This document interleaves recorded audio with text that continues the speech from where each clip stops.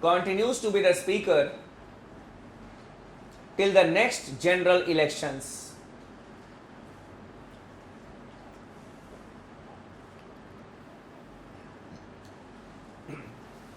Till the next general elections. Suppose elections are to be held in the coming months, and before that what we say that the Lok Sabha is dissolved. Now when the Lok Sabha is dissolved, then the members will lose their membership. They will no longer be the members, they will not be getting the salary or allowances. They will no longer be termed as the members of Lok Sabha, former members of Lok Sabha. But the speaker will continue to be the speaker till the next general elections. Why? Because the Lok Sabha has been dissolved, but the Lok Sabha as an institution is present. Lok Sabha as an institution is present. Lok Sabha as a house may have been dissolved, but it is present as an institution. And not only this, the speaker is the administrative head of the Lok Sabha secretariat also. So if the if the speaker is not there, then who will be the administrative head of the Lok Sabha secretariat for the time being? That is why the speaker continues to be the speaker even after dissolution of the Lok Sabha. Now how it all starts, how the speaker becomes a speaker. First of all, the Lok Sabha elections are conducted in this country. Just as in the previous year, we had the Lok Sabha elections in the month of May. And after the Lok Sabha election is conducted, then the Lok Sabha is constituted. After that, the Lok Sabha is constituted.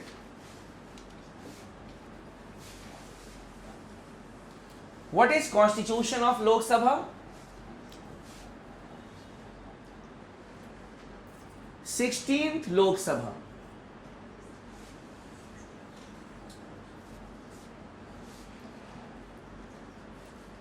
Serial number 1, 2 and 543. The elections are held for 543 seats.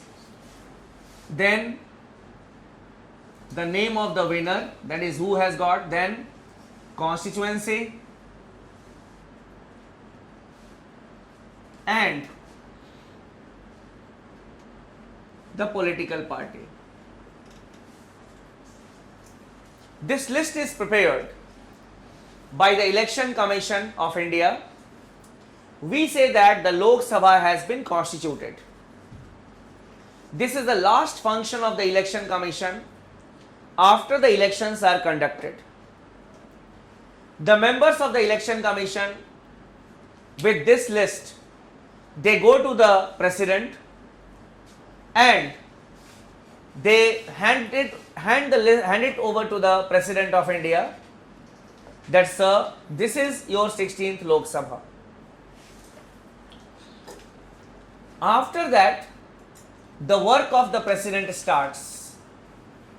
The work of the President starts. The President has to convene the first sitting or the first session of the newly elected Lok Sabha.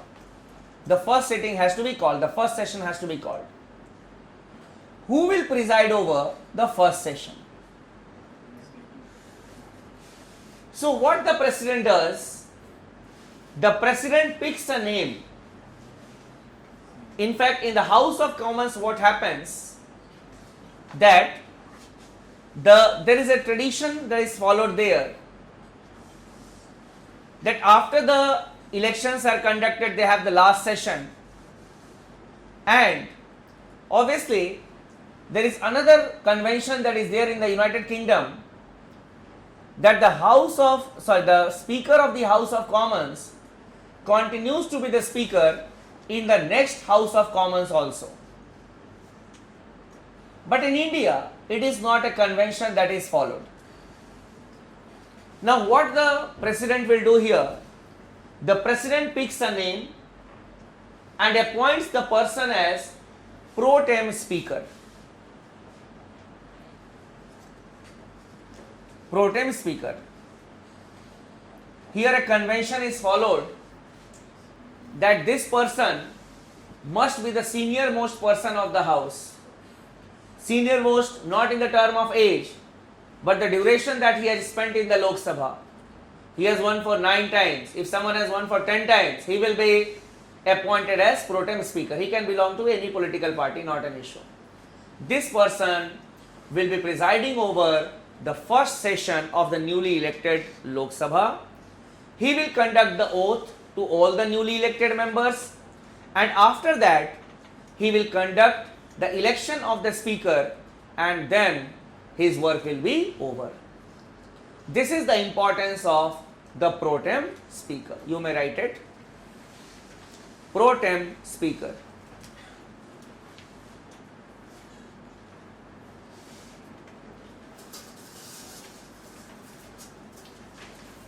After the Lok Sabha is constituted,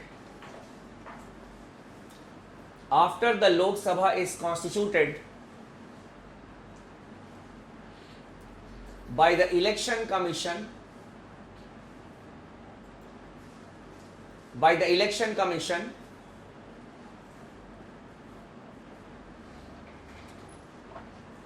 the president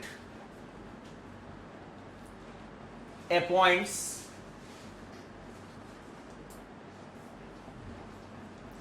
a newly elected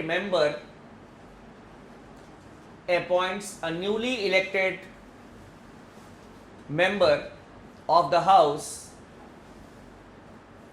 as pro tem speaker.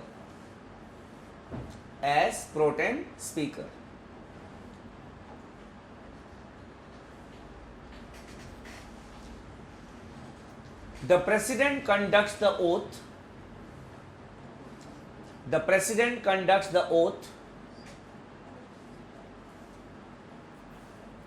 To the pro tem speaker.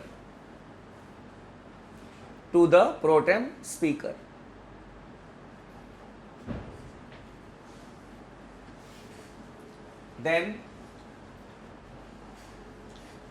the pro tem speaker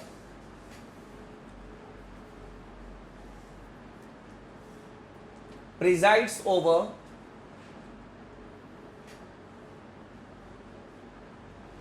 the first session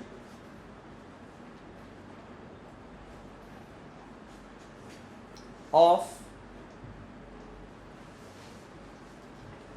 the newly elected Lok Sabha.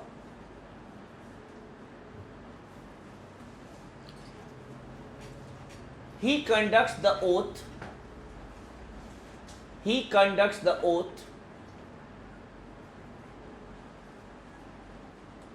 to the newly elected members of the house.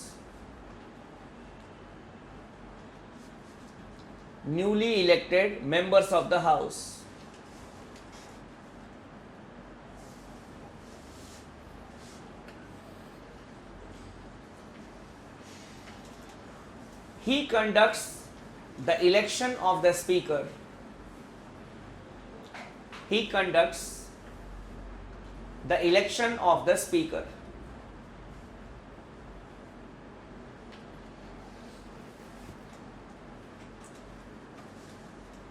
If the pro tem speaker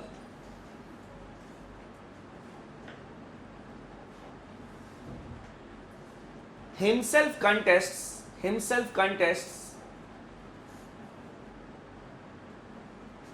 for the post of the speaker,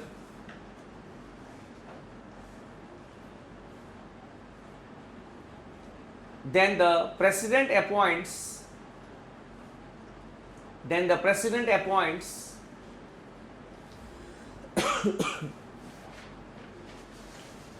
another member of the house as pro tem speaker. As pro tem speaker. For example, in 2004,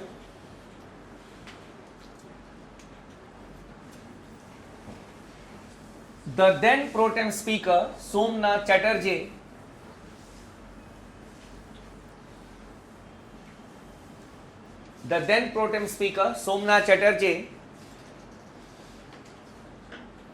contested for the post of speaker.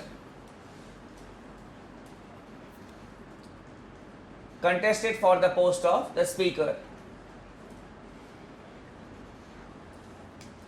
The president appointed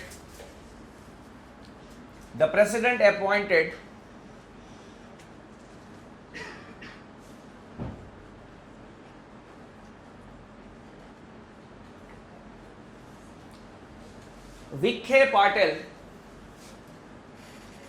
The president appointed Vikhe Patel as pro tem speaker.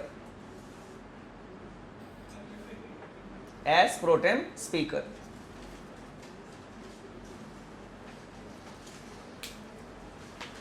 The pro tem speaker has the right of casting vote.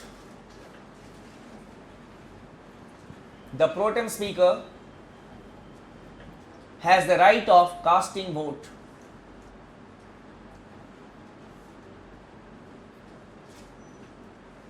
So during the speaker's election, the pro tem speaker cannot vote at the first instance, but when there is a tie in the speaker's election, then only the pro tem speaker can cast his vote. That is the casting vote in case of the in the case of the speaker's election. This was all regarding the pro tem speaker. Now coming to the special powers of the Lok Sabha. The special powers of the Lok Sabha.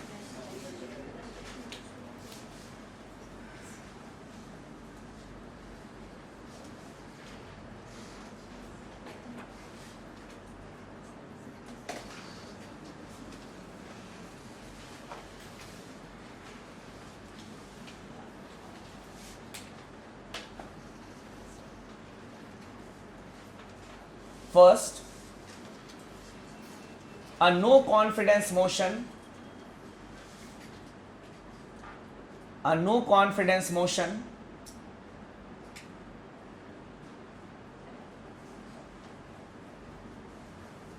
a confidence motion, I repeat, a no confidence motion, a confidence motion, these are two different things.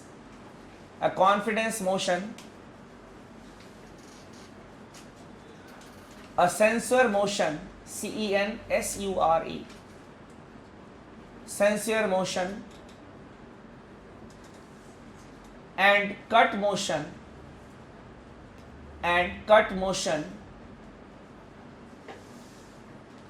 can be introduced and passed,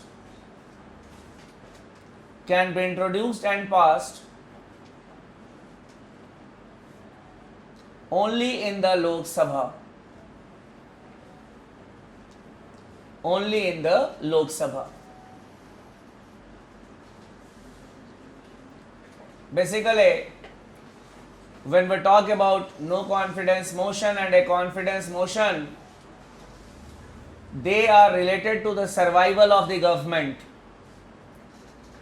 When a no confidence motion is passed in the Lok Sabha, then the government has to resign.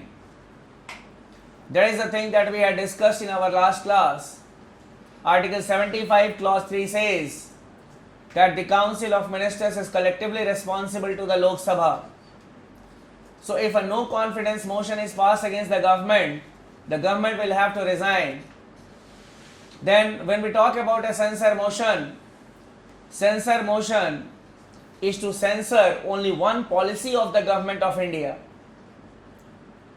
then the cut motion is brought to stop the misuse of public money.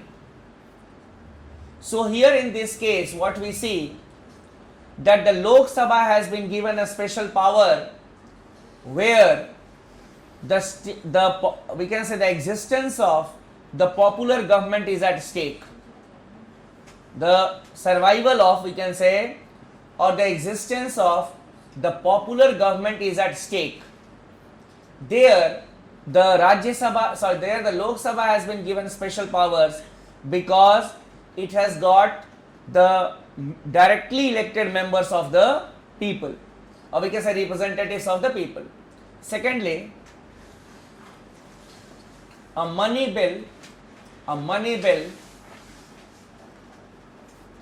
and a financial bill, a money bill and a financial bill can be introduced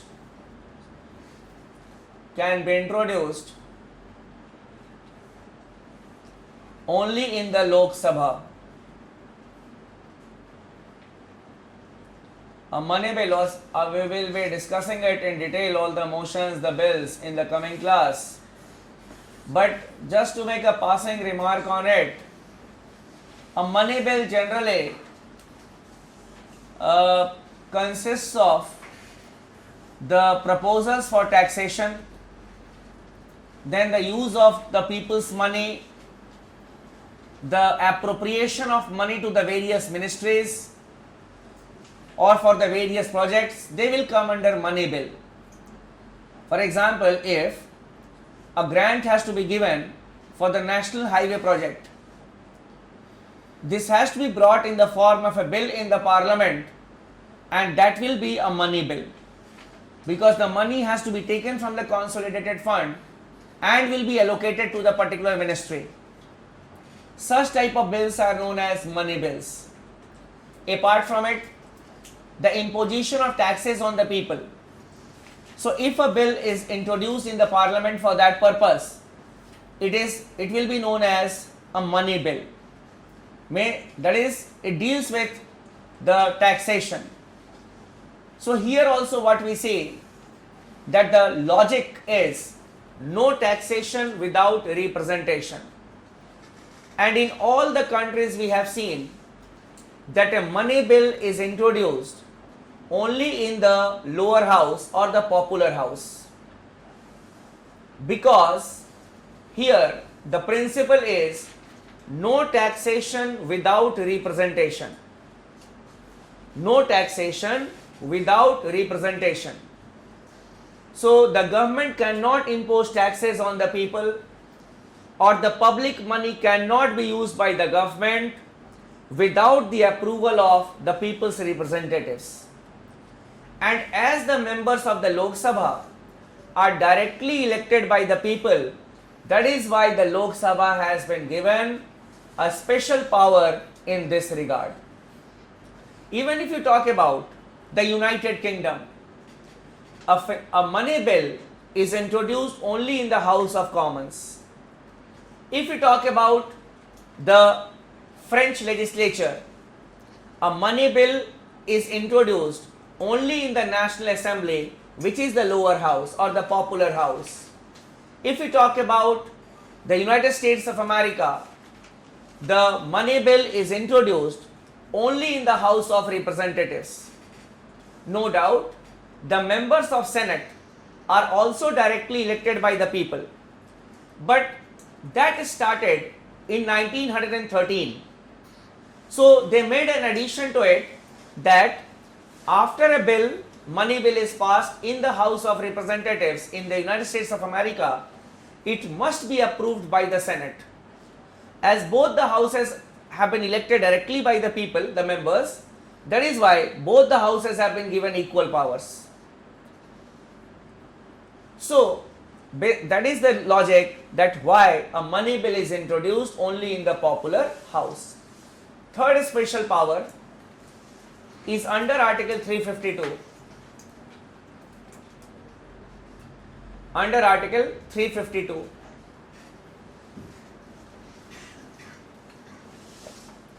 If the Lok Sabha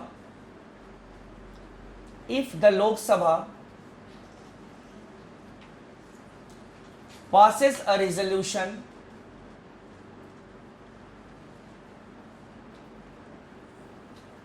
in a special session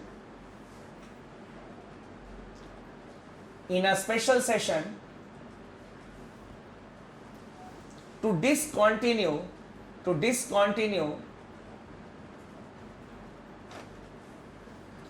an ongoing national emergency,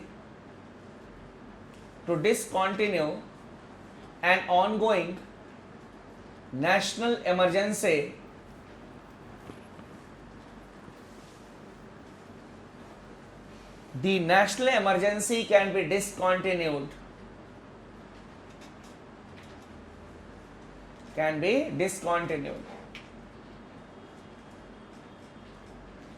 The rule of national emergency is that the national emergency has to be approved by the parliament every 6 months. Means it has to be approved. If the national emergency is going on, it has to be approved by both the houses of the parliament every 6 months, then only it can be extended. Suppose if the parliament has approved the national emergency 2 months earlier, obviously the resolution will go back to the parliament only after the lapse of 6 months. But in between, if the Lok Sabha wants, then in a special session it can discontinue an ongoing national emergency. But that should be a special session. You can write as note, such a special session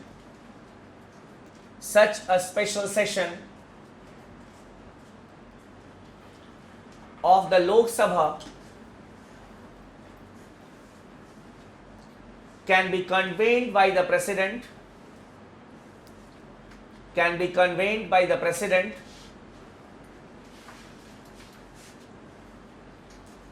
when the Parliament is not in session,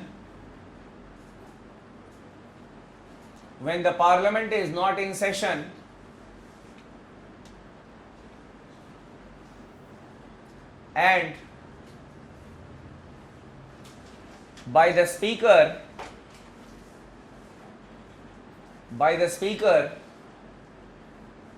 when the Parliament is in session,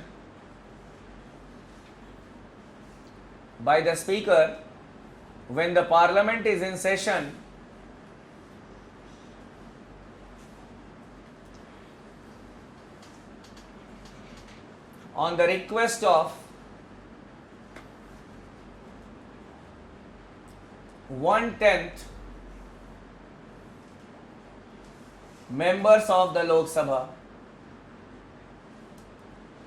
Underline, on the request of 1/10 members of the Lok Sabha. So such a special session can be called only on the request of 1/10 of the members of the Lok Sabha. Now this third number of the special power, the third special power that we discussed, it was not there in the original constitution. It was added by the 44th Amendment Act 1978.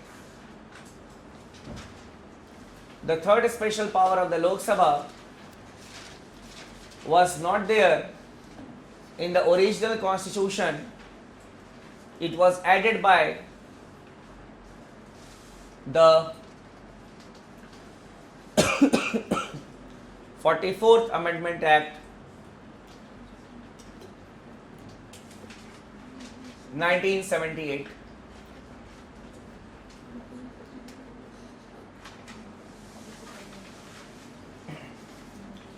So these were the things that we needed to discuss separately related to the Lok Sabha as well as to the Rajya Sabha.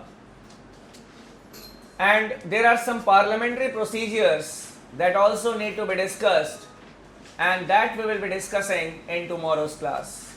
Tomorrow we'll see each other at 9 o'clock in the morning. Yes. Talking about the emergency powers of the president, both of them mentions this article 52. So, what is the relation between the emergency power of president and this power of The Article 352, what it has done, it has given the power to the parliament, to the president to proclaim national emergency. Clear? It can be proclaimed. But there are various other clauses in Article 352. It is not only one sentence that is written.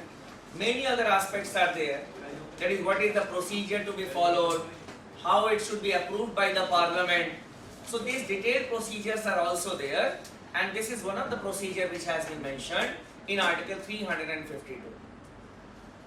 So we have written that two members can be nominated from the Anglo-Indian committee if the president feels that it is not adequately represented in the House. If the president feels that it is adequately represented in the House, then he did not. Then he will not do it. Then the strength will be 543. It will be 543. The two seats will remain vacant. Clear? Suppose if some elected members are there from the Anglo-Indian community, it means it has been represented. So the government will not advise the president on the appointment. If the government advises, obviously it can be done. These things are not the discretionary powers of the president. Sir, what is 1996? Huh? Forest system. Yes. Sir, this was the cover of the resolution of the Lansara and this proclamation of emergency in the state. It is not in the power of the government. Governor? Government Yes. is the power. So you are written that. Arey yaar, when your own government is there at the central government and all the governments are Congress governments, then obviously there was no need of doing that. Only once it was done in, we can say in Punjab, because of some problems. Clear? So it was not must be used. Obviously these powers are always there, but we are talking about the misuse of the powers of the government or how it can be used. The practical aspects we discussed. Theoretically the powers are always there.